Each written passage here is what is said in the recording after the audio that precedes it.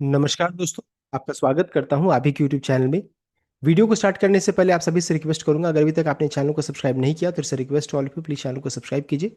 तो चलिए स्टार्ट करते हैं। जहाँ पर देखिए आज हम लोग डिस्कशन करेंगे पर state bank of India share के बारे में, जहाँ पर आज भी देखिए अच्छी खासी गिरावट देखने को मिला 4.36% का। देखिए क्लोजिंग 974.90 का है। हम लोगों ने डिस्कस किया था कि 970 एक इंपॉर्टेंट सपोर्ट का लेवल है। देखिए बिल्कुल उसी जगह तक गया था। अब ये देखने वाली बात है इसको भी सस्टेन करता है कि नहीं करता, ये भी देखने वाली बात रहेगी। तो आज इस वीडियो में डिस्कशन करेंगे गिरावट के पीछे रीजन क्या है, ब्रोकरेज का जो आज नया टारगेट निकल कर आ रहा है उसको भी चेक करेंगे। साथ साथ इस जगह पर हम लोगों को क्या करना चाहिए जो हम लोग ब्रोकरेज रिपोर्ट से समझने की कोशिश करेंगे। तो चलिए स्टार्ट किया जाए। यहाँ पर सबसे पहले जी चार्ट से स्टार्ट करेंगे। देखिए आज बहुत इंपॉर्टेंट क्रिटिकल लेवल जो रहता है ना, 200 moving average and 50 moving average दोनों टूट चुका है। यानी ट्रेंड क्या है, बियरिश ट्रेंड भी यहाँ पर देखने को मिल रहा है। बिकॉज देखिए रेड लाइन भी टूट चुका है एंड इंपॉर्टेंट लेवल क्या है 970 जो रहता है उसी के पास यहाँ पर अभी है। तो यहाँ पर या फिर यहाँ से रिवर्सल हो जाना चाहिए या फिर और थोड़ी बिकवाली बढ़ेगी और ये 940 940 940 से 950 इसी रेंज से ही फिर आपको रिवर्सल मिलना चाहिए। अभी अगर चार्ट को चेक करेंगे आपको लगेगा बहुत खराब चार्ट हो गया, लेकिन वीकली चार्ट को अगर चेक कीजिएगा तो स्ट्रक्चरल ब्रेकडाउन अभी नहीं हुआ है। ये देखिए 944 945 का ये ब्लू कलर का लाइन है, यहाँ पर इसे सपोर्ट मिल जाना चाहिए। तो स्ट्रक्चरल ब्रेकडाउन अभी तक नहीं हुआ है। लॉन्ग टर्म व्यू अभी भी बुलिश इंटैक्ट। ये है वीकली चार्ट। डेली चार्ट हालांकि अभी ट्रेंड थोड़ा सा खराब हुआ है तो थोड़ा सावधानी बरतने की जरूरत है, लेकिन लॉन्ग टर्म व्यूज अगर काम कर रहे हैं तो अभी 940 से 950 के रेंज में सपोर्ट मिल जाना चाहिए।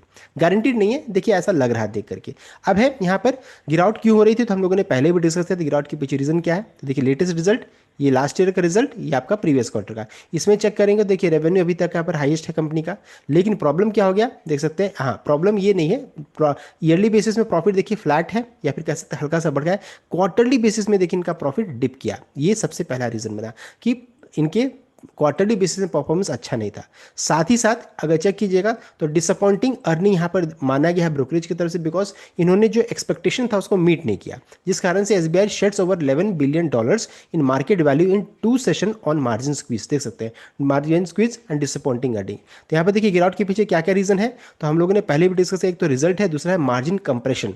डोमेस्टिक एनआईएम देख सकते हैं fell 18 basis point quarter on quarter basis to 2.93%।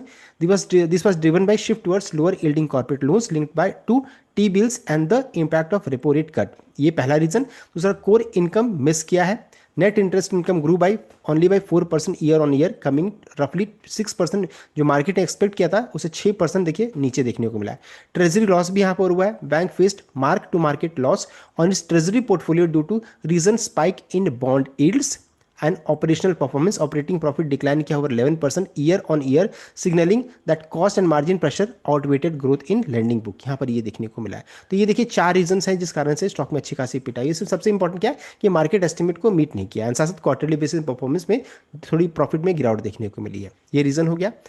अब है कि क्या इस जगह पर खरीदारी करना सही रहेगा, तो देखिए टेक्निकली अगर बोला जाए तो डेली चार्ट में ब्रेकडाउन है, लेकिन अगर लॉन्ग टर्म में चेक करेंगे तो ब्रेकडाउन अभी नहीं हुआ है। इस जगह पर इसे सपोर्ट मिल जाना चाहिए। यहाँ से अगर रिवर्सल के संकेत आएंगे तो यहाँ पर एक अच्छा अपॉर्चुनिटी यहाँ पर बन सकता है। अब आगे बढ़ते हैं। साथ साथ अगर वैल्यूशन को चेक करेंगे तो कंपनी का वैल्यूशन देखिए 11.1 है, इंडस्ट्री का चेक करें 8.08, यानी कि बहुत ज़्यादा स्टॉक महंगा नहीं है, बहुत ज़्यादा महंगा नहीं है। हो सकता है थोड़ा गिरावट हो 11 या फिर 10 का लेवल तक आते आते तुरंत फिर रिवर्सल भी आने लगेगा, इस चीज़ को ध्यान दीजिएगा। तो ये इंपॉर्टेंट रहेगा बिकॉज स्ट्रक्चरल ब्रेकडाउन नहीं हुआ है, चांसेस बनता है वैल्यूएशन बहुत ज़्यादा कंसर्न नहीं है इस जगह पर। साथ ही साथ एफआई देखिए, यहाँ पर एफआई को चेक कीजिएगा तो एफआई ने यहाँ पर खरीदारी किया। डीआई ने यहाँ पर हालांकि बिकवाली किया है और पब्लिक ने यहाँ पर बिकवाली किया, लेकिन जो भी बिकवाली है सबको किसने खरीद लिया, एफआई की तरफ से यहाँ पर खरीदारी देखने को मिला, जी कि देखिए एक अच्छा संकेत है। ओवरऑल भी अगर चेक कीजिएगा तो पब्लिक का स्टेक मात्र 6.81% है, यानी कि अगर बड़े निवेशकों का अगर चेक करें प्रमोटर को जोड़ दीजिए तब सबको जोड़ने के बाद लगभग 93% ज़्यादा स्टिक किसके पास है, तो स्ट्रॉन्ग हैंड के पास यहाँ पर देखने को मिल रहा है। तो ये हो गया क्यों खरीदारी करना सही रहेगा, और ये हम लोगों ने यहाँ पर डिस्कस कर रहे हैं। नेक्स्ट है अब आगे क्या करना चाहिए। तो देखिए हम लोग अगर डिस्कशन करेंगे उतना मैटर नहीं करेगा, लेकिन हाँ ब्रोकरेज रिपोर्ट इस जगह पर काम आता है। अगर हम लोग ब्रोकरेज रिपोर्ट को चेक करेंगे, ब्रोकरेज व्यू को अगर चेक कर लेते हैं, वो सबसे इंपॉर्टेंट रहेगा। जो कि देखिए लेटेस्ट जो ब्रोकरेज रिपोर्ट आया है आज के दिन में, यहाँ पर अगर चेक करेंगे तो जो मेजर ब्रोकरेज जैसे Axis, Motilal Oswal and JM financial का चेक करेंगे, अभी भी उन्होंने बाय रेटिंग दिया है। देखिए बाय रेटिंग है। Though many trim their short term target prices to 1200 to 1300 range. They believe the asset quality, gross NP at a multi-year low, remain the gold standard for PSU bank. तो देखिए अभी भी बहुत सारे brokerage ने buy rating आज भी दिया है। टारगेट प्राइस हालांकि हल्का हल्का कट किया है, लेकिन फिर भी देखिए 1200 से 1300, 1200 से 1300 कर लीजिए, जो कि अभी अभी अनाज के प्राइस से काफ़ी ऊपर का है। तो देखिए अभी भी ब्रोकरेज व्यू काफ़ी बुलिश है। साथ साथ अगर बड़े ब्रोकरेज में चेक करेंगे, इंटरनेशनल ब्रोकरेज में चेक करेंगे, तो Bernstein, city group, Morgan Stanley, Bernstein ने मेंटेन किया है आउट परफॉर्म 1300 का टारगेट है। सिटी ग्रुप ने मेंटेन किया है बाय रेटिंग 1230 का टारगेट है, हालांकि पहले से इसे घटाया 1265 से घटा करके 1230 किया है। और मॉर्गन स्टैनली ने इक्वल वेट रेटिंग दिया है, 1000 से घटा करके 980 यहाँ पर किया, देख सकते हैं। यानी कि किसी का भी टारगेट प्राइस बहुत नीचे का नहीं है, इसलिए चांसेस लग रहा है कि यहाँ से रिवर्सल हो सकता है। नथिंग इज गारंटेड, लेकिन चांसेस यहाँ पर बन रहा है बिकॉज ब्रोकरेज भी काफ़ी बुलिश है। नेक्स्ट है शॉर्ट टर्म ट्रेडर्स को क्या करना चाहिए। देखिए ब्रोकरेज का ये कहना है कि एक्साइज कॉटन का कॉशन, यहाँ पर कॉशन का मतलब हो गया कि जो कम समय के लिए, मान ली 1 सप्ताह, 10 दिन, 15 दिन का अगर आप लेते हैं, तो कॉशन रखना जरूरी है। तो स्टॉक, बिकॉज स्टॉक ने जो रहता है, देखिए एक की मूविंग एवरेज को तोड़ा है, अनटिल स्टेबलाइजेस अब 1000 के ऊपर में चला जाए तो there is a risk for further catch up selling, देख सकते हैं। अनटिल स्टेबलाइज, अगर मान लीजिए गिरआउट इसी तरह बनेगा तो और गिरआउट हो सकता है। अगर 1000 के ऊपर कि चला जाता है, स्टेबल रहेगा, तब एक यहाँ पर अच्छा फिर बुलिश मोमेंटम देखने को मिल सकता है। ये इंपॉर्टेंट है। लॉन्ग टर्म इन्वेस्टर्स के लिए क्या है, तो आप बाय ऑन डिप की स्ट्रैटेजी से काम कर सकते हैं। Bank core fundamental, loan growth and record low NP are still strong. Current dip is largely valuation driven rather than a structural failure. Then existing holder क्या है, तो आपको होल्ड ही करना चाहिए। इसके पीछे रीजन क्या है, ये 11% ऑलरेडी स्टॉक गिर चुका है। साथ साथ यहाँ पर अभी डिविडेंड काफ़ी क्वेश्चन है, डिविडेंड का रिकॉर्डेड काफ़ी नजदीक आ रहा है, तो इस चीज़ को ध्यान दीजिएगा। तो यहाँ तीनों चीज़ किसने बताया, ब्रोकरेज की तरफ से ये अपडेट आ रहा है कि आपको क्या करना चाहिए। ये मेरा नहीं है, ब्रोकरेज का क्या करना है मैंने आपको बता दिया है, टारगेट भी मैंने आपको बता दिया है। नेक्स्ट है क्या अभी रिबाउंड हो सकता है, तो हाँ चांसेस बनता है। 970 से 980 एक इंपॉर्टेंट जोन है। साथ साथ 950 भी यहाँ पर, 940 यहाँ पर रख लीजिए, 940 से 950 भी एक लेवल है, इसको भी रख लीजिए बिकॉज बाय ऑन डिप में ये काम आता है। तो ये दो लेवल मैंने आपको बता दिया है। साथ साथ मैनेजमेंट गाइडेंस जो आया है, as a management remain confident in maintaining domestic enhance above 3% for FY27 through corrective measures and loan growth of 13 to 15%। यानी मैनेजमेंट गाइडेंस भी ठीक ठाक सा आया। बाई कंसेंसस है, अधिकतर ब्रोकरेज का चेक करिएगा तो बाई कंसेंसस है, तो ये चीज यहाँ पर है। Despite the crash almost no major analyst have issued a sell rating, most see as a temporary valuation reset rather than a structural failure. तो इसे स्ट्रक्चरल फेलियर नहीं माना जा रहा है, टेम्पररी वैल्यूएशन रीसेट इसे माना जा रहा है, किसी ने सेल रेटिंग नहीं दिया है। तो ये चीज़ यहाँ पर है। तो किस कारण से रिवर्सल हो सकता है एंड क्यों यहाँ पर रिवर्सल हो सकता है, वो भी हम लोगों ने डिस्कस किया। काफ़ी ब्रोकरेज बुलिश है, मैनेजमेंट गाइडेंस भी ठीक ठाक सा है, ये चीज़ है।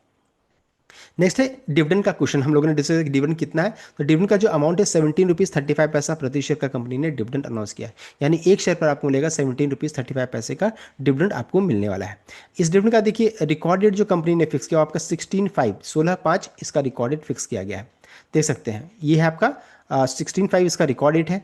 पेमेंट कब तक हो जाएगा, तो डिविडेंड पेमेंट होगा ये फिक्स्ड एज 4/6/2026 तक इस डिविडेंड का पेमेंट भी कर जाएगा। तो ये हो गया important dates related to dividend, ये डेट्स एंड डिविडेंड अमाउंट, ये होगा डिविडेंड से रिलेटेड अपडेट। लेकिन यहाँ पर एक ट्विस्ट क्या है कि अगर 16/5 तो उन्होंने रिकॉर्डेड फिक्स कर दिया है, देखिए 16/5 इसका रिकॉर्डेड फिक्स किया गया है, जो कि आपका सैटरडे का दिन है, देख सकते हैं सैटरडे है। तो सैटरडे के दिन में शेयर मार्केट बंद रहेगा, इसलिए एक्स कब हो जाएगी, तो 15 को ही ये एक्स हो जाने वाली है, 15 को ही ये एक्स हो जाएगी 15 को। सो अगर आप इस शेयर में निवेशित होना चाहते हैं तो 14 तक आपको 14 मई तक इस शेयर को खरीद करके रिकॉर्ड डेट 16 मई तक रखिएगा, तभी आप इस डिविडेंड के लिए एलिजिबल रहिएगा। 14 मई तक खरीद करके 16 मई तक रखिएगा तभी एलिजिबल रहेगा, बिकॉज 15 को ये एक्स डिविडेंड हो जाएगी। और यहाँ पर ये इंपॉर्टेंट है क्योंकि देखिए 15 अगर ये एक्स हो रही है तो मोस्ट प्रोबेबल चांसेस है जैसे 12th 13th या 14th इसी बीच में कभी कभी हो सकता है आपको रिवर्सल इसी बीच में आ भी जाना चाहिए, बिकॉज डिविडेंड का क्वेश्चन है। कोई भी ब्रोकरेज ने सेल रेटिंग नहीं दिया है, साथ साथ स्ट्रक्चरल ब्रेकडाउन जितना गिरना था अच्छा खासा गिर चुके हैं, सपोर्ट के लेवल के करीब मेंटेन करिए, इसलिए चांसेस है कि रिकवरी हो सकता है, but nothing is guaranteed in share market. So ये था कंप्लीट अपडेट। आई होप आपको लाइक किया, शेयर किया, चैनल को सब्सक्राइब कीजिएगा। Thank you.